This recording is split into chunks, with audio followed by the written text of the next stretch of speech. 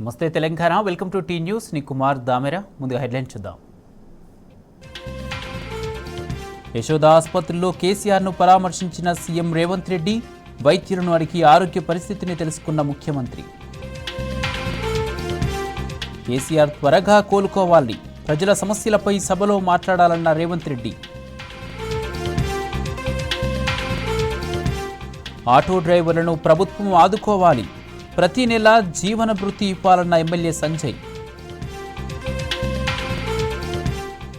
IIT విద్యార్థులకు ఉద్యోగాల కరువు, ఆర్థిక మాంద్యంతో పడిపోతున్న క్యాంపస్ ప్లేస్మెంట్స్.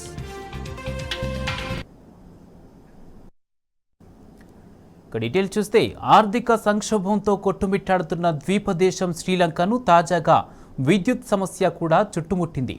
సాంకేతిక సమస్య తలెత్తడంతో దేశవ్యాప్తంగా విద్యుత్ సరఫరా నిలిచిపోయింది. ఈ మేరకు విద్యుత్ ఉత్పత్తి సరఫరా వ్యవహారాలను పర్యవేక్షిస్తున్న సీలోన్ ఎలక్ట్రిసిటీ బోర్డు ప్రకటన విడుదల చేసింది. విద్యుత్ సరఫరాను పునరుద్ధరించేందుకు అధికారులు యుద్ధ ప్రాతిపదికన చర్యలు చేపడుతున్నట్లు సిఈబి అధికార ప్రతినిధి వెల్లడించారు. విద్యుత్ సరఫరా ఆగిపోవడంతో ఇంటర్నెట్ సేవలు నిలిచిపోయాయి. కార్మెలా, బియాగావ మధ్య ప్రధాన విద్యుత్ లైన్లో సమస్య ఏర్పడడంతో సరఫరాకు అంతరాయం తలెత్తినట్లు తెలుస్తుంది. 2022 నుంచి శ్రీలంక తీవ్ర ఆర్థిక సంక్షోభాన్ని ఎదుర్కొంటుంది. దీంతో ఇంధనం, ఆహార పదార్థాలు, ఔషధాలు ఇలా అన్నింటికీ కొరత ఏర్పడింది. విదేశీ మారక నిల్వలు కూడా తక్కువ కావడంతో ఇంధన రవాణాకు డబ్బులు చెల్లించలేని పరిస్థితి తలెత్తింది. ఈ నేపథ్యంలో గత కొంతకాలంగా శ్రీలంకలో విద్యుత్ కోతలు సర్వసాధారణమయ్యాయి. రోజుకు దాదాపు 10 గంటల పాటు విద్యుత్ సరఫరాలో కోత విధిస్తున్నారు. అయితే ప్రస్తుతం దేశవ్యాప్తంగా విద్యుత్ సరఫరా నిలిచిపోవడంతో శ్రీలంక ప్రజలు ఆందోళనకు గురవుతున్నారు. ఆసుపత్రుల్లో రోగుల పరిస్థితి దయనీయంగా ఉంది.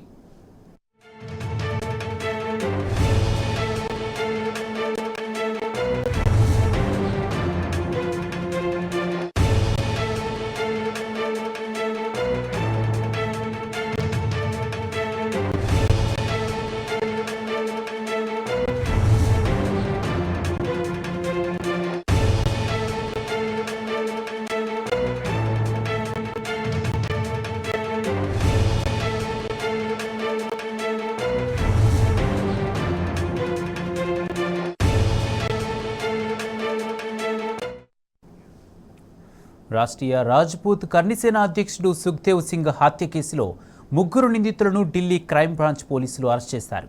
వారిలో 2 సుఖ్దేవ్ సింగ్పై కాల్పులు జరిపిన వాళ్ళు కాగా, మరో వ్యక్తి ఈ హత్య కోసం నిందితులకు సహకరించినట్లు తెలిసింది. ప్రస్తుతం నిందితులను అదుపులోకి తీసుకున్నట్లు special police commissioner Ravindra Yadav తెలిపారు. నిందితులను ట్రాక్ చేయగా చండీగఢ్లో వాళ్ళు పట్టుబడినట్లు చెప్పారు. విచారణ అనంతరం వారిని రాజస్థాన్ పోలీసులకు అప్పగిస్తామని రవీంద్ర యాదవ్ అన్నారు. जयपुर में श्री राष्ट्रीय राजपूत करनी सेना के अध्यक्ष श्री सुखदेव सिंह गोगा मेडी की हत्या हुई थी। इस संदर्भ में 3 आरोपियों को, जो मेन अक्यूज्ड है, उनको दिल्ली पुलिस क्राइम ब्रांच ने गिरफ्तार किया है। डीसीपी अमित, एसीपी उमेश और इंस्पेक्टर राकेश की टीम ने। सबसे पहला आरोपी नितिन फौजी डूंगरपुर जाट महेंद्रगढ़ का रहने वाला है, उसको गिरफ्तार किया। उसके बाद रोहित राठौड़ मकराना राजस्थान का रहने वाला है, और तीसरा इनके साथ ऊधम सिंह जो हिसार का रहने वाला है। हमारी जितनी टीमें थी, कुछ टीम हिसार में स्टेशन होगी, कुछ दिल्ली में, कुछ धारूहेड़ा में, कुछ राजस्थान में, कुछ हिमाचल में और कुछ चंडीगढ़ में। एनडीआर की सारी टीमें चारों तरफ फैल गई। राजस्थान पुलिस के जो एडीजी क्राइम की टीम थी, उनके भी 2-3 लोग हमारी टीम के साथ चंडीगढ़ की तरफ और हिमाचल की तरफ चल दिए। तो इसका जब हम रियल टाइम में ट्रैक कर रहे थे, तो वहाँ से पता चला कि हिमाचल से फिर ये वापसी की तरफ आ रहे हैं। तो कल रात में चंडीगढ़ में हमारी टीम्स ने इंटरसेप्ट किया इनको, और इन तीनों को वहाँ से लेके आए, और अब इनको हम गिरफ्तार करके इसको राजस्थान पुलिस के हवाले। బీఆర్ఎస్ అధినేత కేసీఆర్ను పరామర్శించారు సీఎం రేవంత్ రెడ్డి. యశోద ఆసుపత్రిలో చికిత్స పొందుతున్న కేసీఆర్ను ముఖ్యమంత్రి రేవంత్ రెడ్డి కలిశారు. BRS working president KTR, MLA Harish రావులను కలిసి కేసీఆర్ ఆరోగ్య పరిస్థితిని అడిగి తెలుసుకున్నారు. కేసీఆర్ త్వరగా కోలుకొని అసెంబ్లీకి రావాలని కోరుకున్నట్లు చెప్పారు. కేసీఆర్ ఆరోగ్యంపై అన్ని జాగ్రత్తలు తీసుకోవాలని సీఎస్ అధికారులను ఆదేశించినట్లు సీఎం రేవంత్ రెడ్డి తెలిపారు.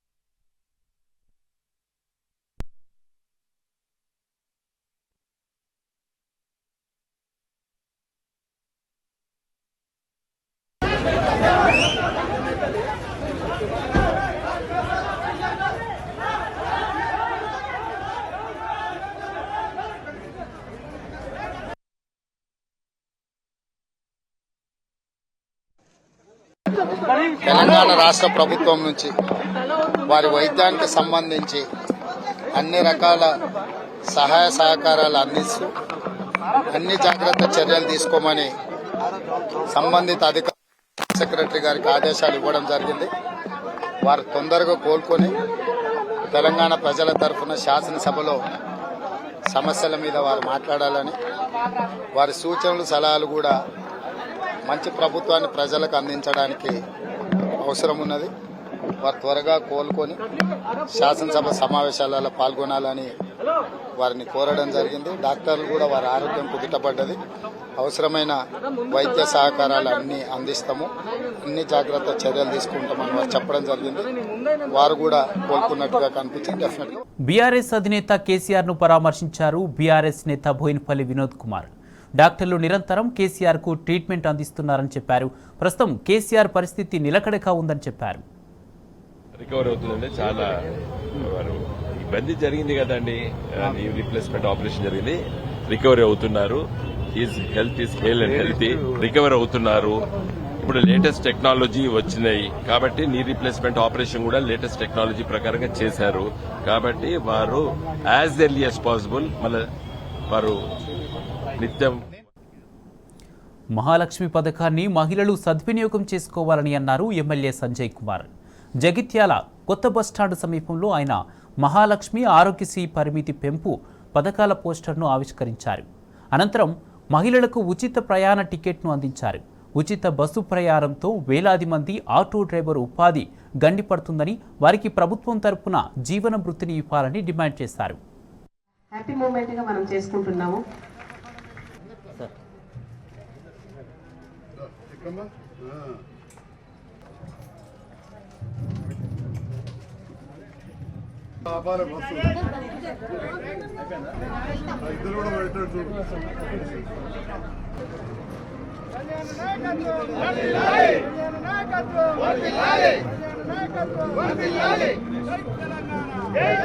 జగిత్యాల నియోజకవర్గ ప్రజలు నన్ను ఆదరించి గెలిపించిన సందర్భంలో ప్రజల మధ్యనే ఉండే విషయంలో ఎలాంటి రాజీ పడకుండా ఏదైతే ప్రభుత్వ పథకాలు ఉంటాయో అవన్నీ కూడా ప్రజలకు అందే విధంగా నేను మిగతా ప్రజాప్రతినిధులు అందరూ కూడా కృషి చేస్తాం, సహకరిస్తాం అధికారులకు అని చెప్పి కూడా ఈ సందర్భంగా తెలియజేస్తాను. మరి ఈరోజు ఆర్టీసీ బస్సు ఉచిత ప్రయాణం మహిళలకు చేసినప్పుడు చాలా సంతోషం. మరి అదేవిధంగా ప్రభుత్వం ఇంకా నిర్ణయాలు తీసుకోవాలి. చాలా రూట్లలో బస్సులు లేవు. రెండవది, మహిళలు అవమానించే విధంగా ఉండొద్దు, గౌరవించుకోవాలి మనం. కానీ తప్పకుండా మహిళలు వాళ్ళకు కొంత ఆర్థిక భారం తగ్గుతుంది కాబట్టి వాళ్ళు రేపటి నాడు ఆటోలను వదిలేసి బస్సులలో ఎక్కుతారు. కాబట్టి బస్సులు ఏదైతే ఈ 98 బస్సుల్లో 95 సర్వీసులు 98 బస్సులు సరిపోవు 95 రూట్లలో. ఆదిలాబాద్ జిల్లా బోధ్ నికిని అటవీ ప్రాంతంలో కైలాస్ టేకిడీపై వెలిసిన మహాదేవుడి దర్శనం కోసం భక్తులు పోటెత్తారు. ప్రతి ఏటా డిసెంబర్ నెలలో వారం రోజుల పాటు జరిగే ఈ కైలాస్ టేకిడీ జాతరకు తెలంగాణతో పాటు మహారాష్ట్ర ప్రాంతాల నుంచి భక్తులు వేల సంఖ్యలో తరలివచ్చి మహాదేవునికి ప్రత్యేక పూజలు నిర్వహించారు. అంతకుముందు ఆలయ వ్యవస్థాపకుడు శ్రీ సంత్ మహారాజ్ ప్రత్యేక పూజలు చేస్తారు. కోరుకున్న కోరికలు మొక్కులు నెరవేరుస్తాడనే నమ్మకంతో వేలాది మంది భక్తులు ఈ కైలాస్ టేకిడిని దర్శించుకుంటారు. జాతరకు వచ్చిన భక్తులకు దాతల సహకారంతో అన్నదానం నిర్వహించారు.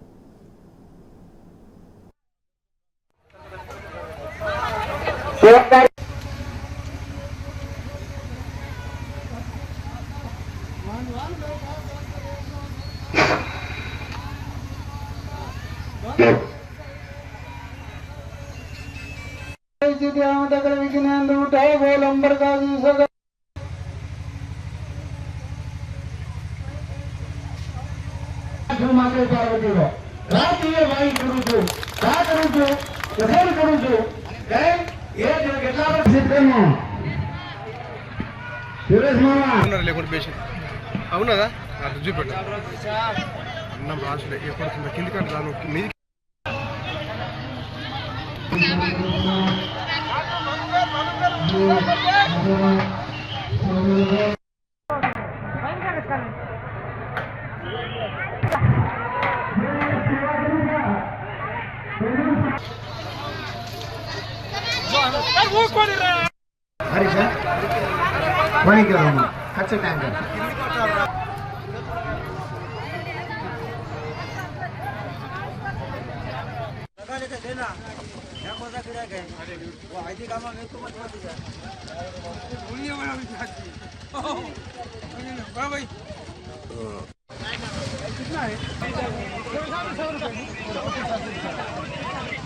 విశ్వనాథనం దర్శనం తీసుకోలేరు కాబట్టి కాశీ జగద్గురుని ఇక్కడ తీసుకొని వచ్చి అందరికీ దర్శనం ఇస్తుంటారు.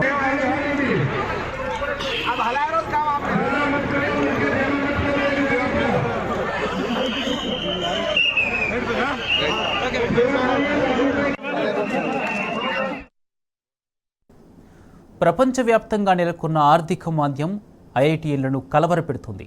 మాంద్యం దెబ్బకు ఐఐటీల్లో క్యాంపస్ ప్లేస్మెంట్స్ దారుణంగా పడిపోతున్నాయి. గతంలో ఫైనల్ ఇయర్ విద్యార్థుల కోసం దేశ విదేశాలకు చెందిన పెద్ద పెద్ద కంపెనీలు క్యూ కట్టేవి. అయితే ఇప్పుడు ఆ పరిస్థితి లేదు. సహజంగా 8 నుంచి 10 మందిని ఎంపిక చేసుకునే రిక్రూట్మెంట్ సంస్థలు ఈసారి ఒకరు లేదా ఇద్దరితో ముగుస్తున్నాయంటే పరిస్థితి ఎంత దారుణంగా ఉందో అర్థం చేసుకోవచ్చు.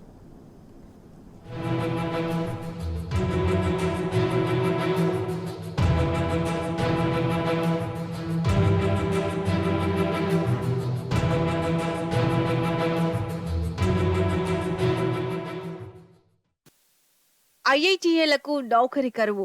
ఐఐటీలో పడిపోతున్న క్యాంపస్ ప్లేస్మెంట్స్.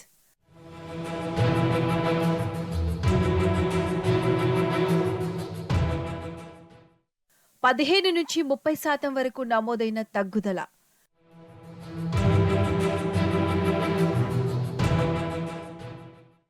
ప్రపంచవ్యాప్తంగా నెలకొన్న ఆర్థిక మాంద్యం వల్లే.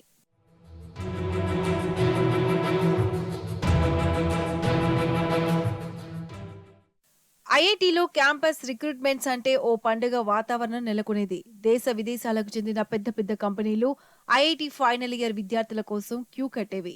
ఇప్పుడు ఆ పరిస్థితుల్ని ప్రపంచవ్యాప్తంగా నెలకొన్న ఆర్థిక మాంద్యం తలకిందులు చేసింది. ఐఐటీలో డిసెంబర్ 1న ప్లేస్మెంట్ డ్రైవ్ మొదలు కాగా వేలాది మంది ఫైనల్ ఇయర్ విద్యార్థులకు అనుకున్న విధంగా ఆఫర్లు రాలేదు.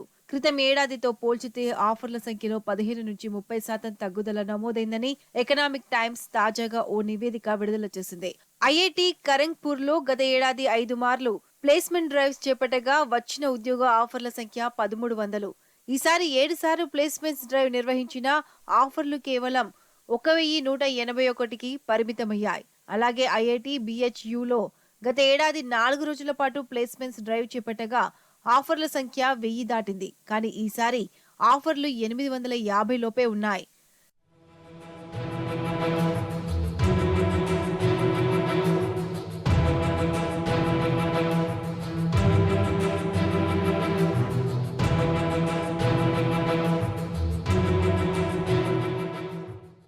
దేశవ్యాప్తంగా మొత్తం 23 ఐఐటీలు ఉన్నాయి.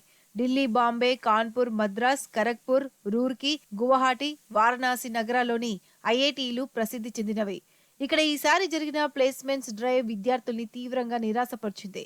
ఎంతో ప్రతిభా పాఠవాలుంటే కానీ ఓ విద్యార్థి ఈ ఐఐటీలో సీటు పొందలేడు. అలాంటిది కంప్యూటర్ సైన్స్ విభాగంలో సింగిల్ ఆఫర్ కూడా రాని విద్యార్థులున్నారు. సహజంగా 8 నుంచి 10 మందిని ఎంపిక చేసుకునే రిక్రూట్మెంట్ సంస్థలు ఈసారి ఒకరు లేదా ఇద్దరితో ముగించాయి. మరికొన్ని సంస్థలు క్యాంపస్ రిక్రూట్మెంట్ లో పాల్గొన్న నియామకాలు జరపలేదంటే పరిస్థితి ఎంత తీవ్రంగా ఉందో అర్థం చేసుకోవచ్చు.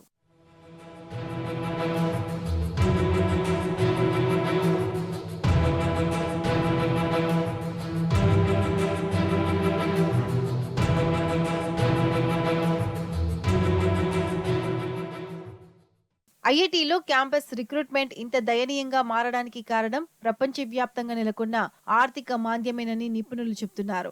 టెక్, కన్సల్టెంట్, సర్వీస్, ఐటీ తదితర రంగాలు ప్రభావితమయ్యాయని తెలిపారు.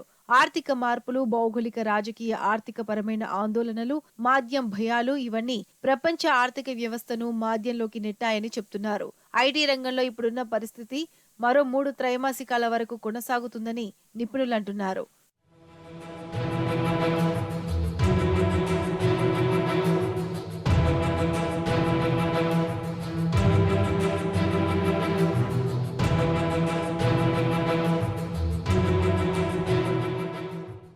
ఢిల్లీ, బాంబే, కాన్పూర్, మద్రాస్, ఖరగ్పూర్, రూర్కీ, గువాహటి, వారణాసి, ఐఐటిలో ఈ ఏడాది ప్లేస్మెంట్స్ డ్రైవ్ జరిగిన తీరు విద్యార్థుల్ని ఆందోళనకు గురిచేసింది. ఫైనల్ ఇయర్ విద్యార్థికి ఉద్యోగం ఆఫర్ చేసేందుకు పలు కంపెనీలు పోటీ పడేవి. ఇప్పుడు ఇదంతా కూడా పూర్తిగా నెమ్మదించింది. కంపెనీలు గతంలో నిజంగానే నియామకాలు జరిపాయా అన్న సందేహం విద్యార్థుల్లో కలుగుతుంది. అటు దేశంలోని ప్రైవేట్ ఇంజనీరింగ్ కాలేజీల్లోనూ ప్లేస్మెంట్స్ బాగా తగ్గిపోయాయి. తాజా రిక్రూట్మెంట్ పట్ల కంపెనీలు సుముఖంగా లేవని నిపుణులు చెబుతున్నారు.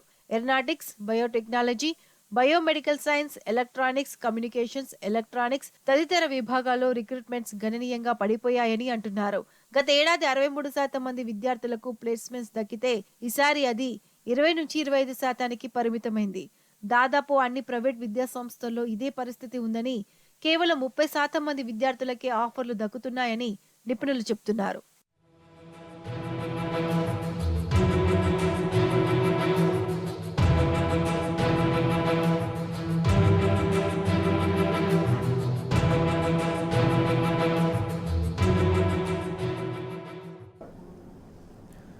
తెలుగు రాష్ట్రాల్లోని పలు నగరాలు టెక్ హబ్బులుగా అవతరిస్తున్నాయి. టెక్ మార్కెట్లోకి ప్రవేశించిన పలు సిటీలు అనతి కాలంలోనే హబ్ హోదా తెచ్చుకున్నాయి. విస్తృత స్థాయిలో కంపెనీలు, పరిశ్రమలు ఆయా నగరాలకు తరలివచ్చాయి. దీంతో స్థానికులకు ఉపాధి అవకాశాలు లభిస్తున్నాయి.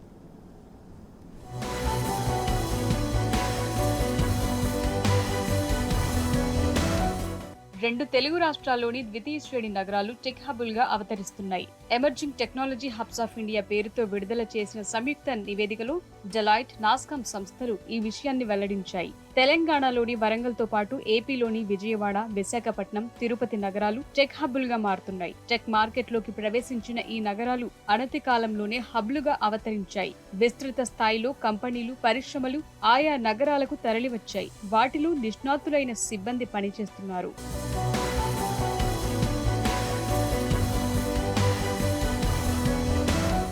తెలంగాణలోని వరంగల్ నగరం శాటిలైట్ సిటీగా అవతరించింది. దేశీయ సర్వీస్ ప్రొవైడర్లు వరంగల్ నగరంలో కార్యాలయాలను ఏర్పాటు చేసుకున్నాయి. 2 ఇంక్యుబేటర్ల ఏర్పాటుతో వరంగల్ సిటీ టెక్నాలజీ ఇన్నోవేషన్ లో దూసుకెళ్తోంది. వరంగల్లో ప్రస్తుతం 208 స్టార్టప్ కంపెనీలున్నాయి. వరంగల్ కిడ్స్ తన క్యాంపస్ లో ఒక ఇంక్యుబేటర్ ను ఏర్పాటు చేసింది. Internet of things, machine learning కు సంబంధించి కిడ్స్ ఇంక్యుబేటర్ పనిచేస్తోంది. దేశ విదేశాల నుంచి టెక్ కంపెనీలను వరంగల్ నగరం విశేషంగా ఆకర్షిస్తోంది.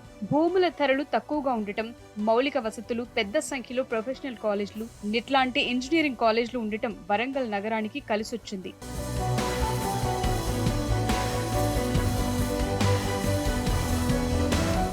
అటు ఏపీలోని విజయవాడ కూడా hardware, IoT, foodtech, software, data స్టార్టప్లకు హబ్ గా అవతరించింది. స్థానిక ప్రభుత్వం అందించిన తోడ్పాటుతో పాటు ఉన్నత శ్రేణి సంస్థలు, సెజ్లలో పెట్టుబడులతో విజయవాడ టెక్నాలజీస్ మ్యాప్ లో స్థానం సంపాదించుకుంది.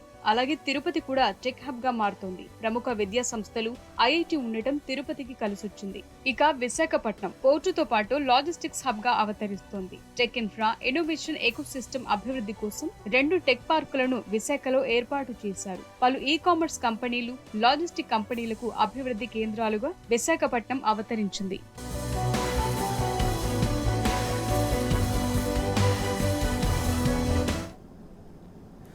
భారత్, దక్షిణాఫ్రికా టీ20 సిరీస్కు సిద్ధమయ్యాయి. ఇటీవలే ఆస్ట్రేలియాతో జరిగిన టీ20 సిరీస్ను కైవసం చేసుకున్న భారత్ ఇప్పుడు దక్షిణాఫ్రికాలో పర్యటించనుంది.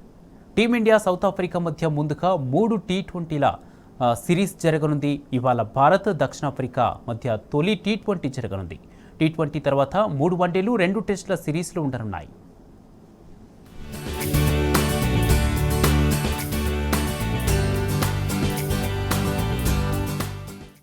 సొంత గడ్డపై కంగారులను చిత్తు చేసి టీ20 సిరీస్ చేజిక్కించుకున్న యువ భారత జట్టు సఫారీ పర్యటనకు సిద్ధమైంది. సుదీర్ఘంగా సాగనున్న ఈ టూర్లో ఇవాళ దక్షిణాఫ్రికాతో టీమిండియా తొలి టీ20 మ్యాచ్ ఆడనుంది. వచ్చే ఏడాది అమెరికా వేదికగా పొట్టి ప్రపంచ కప్ జరగనున్న నేపథ్యంలో అందులో చోటు దక్కించుకునేందుకు యువ ఆటగాళ్లకు 3 మ్యాచ్ల ఈ సిరీస్ చక్కటి అవకాశం కానుంది. వన్డే ప్రపంచ కప్ ఫైనల్ ఓటమి నుంచి తేరుకుని స్వదేశంలో ఆస్ట్రేలియాపై టీ20 సిరీస్ నెగ్గిన టీమిండియా నేటి నుంచి దక్షిణాఫ్రికాలో పర్యటించనుంది. ఈ టూర్లో భాగంగా 3 ఫార్మాట్లలో సఫారీలతో తలపడనున్న భారత్ మొదట టీ20లతో వేట షురూ చేయనుంది. వచ్చే ఏడాది జరగనున్న పొట్టి ప్రపంచ కప్నకు ముందు టీమిండియా కేవలం 6 మ్యాచ్లు మాత్రమే ఆడనుండడంతో యువ ఆటగాళ్లకు ఇది కఠిన పరీక్ష కానుంది.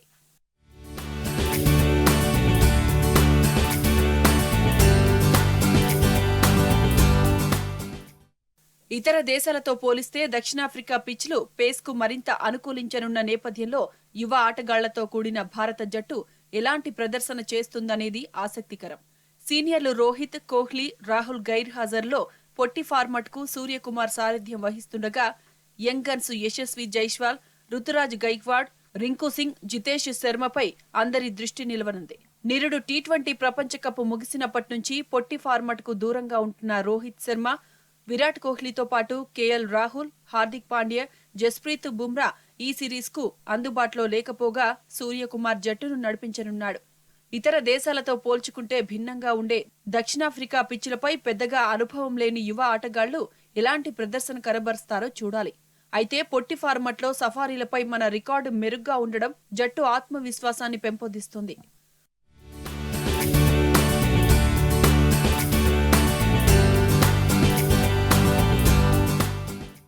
మరోవైపు దక్షిణాఫ్రికా జట్టు కూడా యువ ఆటగాళ్లకు ఎక్కువ అవకాశాలు కల్పించింది. రెగ్యులర్ కెప్టెన్ బబుమాకు ఈ సిరీస్ నుంచి విశ్రాంతినివ్వగా మార్కుమ్ జట్టు పగ్గాలు చేపట్టనున్నాడు. దక్షిణాఫ్రికాకు మార్కుమ్, హెన్రిక్స్, క్లాసెన్, మిల్లర్, జాన్సన్ రూపంలో ప్రమాదకర బ్యాటర్లతో పాటు కేశవ్ మహారాజ్, తబ్రేజ్ షంసీ రూపంలో నాణ్యమైన స్పిన్నర్లు అందుబాటులో ఉన్నారు. ఇక సొంత గడ్డపై సఫారీ పేసర్లను ఎదుర్కోవడం భారత ఆటగాళ్లకు శక్తికి మించిన పనే అని విశ్లేషకులు భావిస్తున్నారు. దక్షిణాఫ్రికా ఈ పర్యటన కోసం 3 వేర్వేరు జట్లను ప్రకటించిన భారత జట్టు పొట్టి సిరీస్కు ఎక్కువగా యువ ఆటగాళ్లను ఎంపిక చేసింది. టీ20 సిరీస్ కోసం 17 మందిని ఎంపిక చేయగా ఇందులో శ్రేయస్, ముఖేష్, ఇషాన్ మాత్రమే వన్డే సిరీస్లో పాల్గొననున్నారు. వచ్చే ఏడాది జరగనున్న వరల్డ్ కప్ను దృష్టిలో పెట్టుకుని ఈ సిరీస్ ప్రదర్శనను పరిగణలోకి తీసుకుంటారని అంతా భావిస్తున్నారు. ఓపెనర్లుగా యశస్వి, రుతురాజ్ను కొనసాగిస్తారా లేక శుభ్మన్ గిల్ కోసం ఒకరిని తప్పిస్తారా చూడాలి. ఇక 3వ స్థానంలో శ్రేయస్ అయ్యర్, ఆ తర్వాత సూర్య, రింకు సింగ్, జితేష్ శర్మ, జడేజా బ్యాటింగ్కు రానున్నారు. వికెట్ కీపర్గా ఇషాన్ కంటే జితేష్కే ఎక్కువ అవకాశాలున్నాయి. ఇక నయా ఫినిషర్గా గుర్తింపు తెచ్చుకుంటున్న రింకు సింగ్కు సఫారీ పిచ్లపై అసలైన సవాల్ ఎదురుకానుంది. బౌలింగ్లో సిరాజ్, కుల్దీప్, జడేజా రాకతో వైవిధ్యం పెరగగా ఆస్ట్రేలియాపై ప్లేయర్ ఆఫ్ ది సిరీస్గా నిలిచిన రవి బిష్ణోయ్కి తుది జట్టులో చోటు దక్కుతుందో లేదో చూడాలి.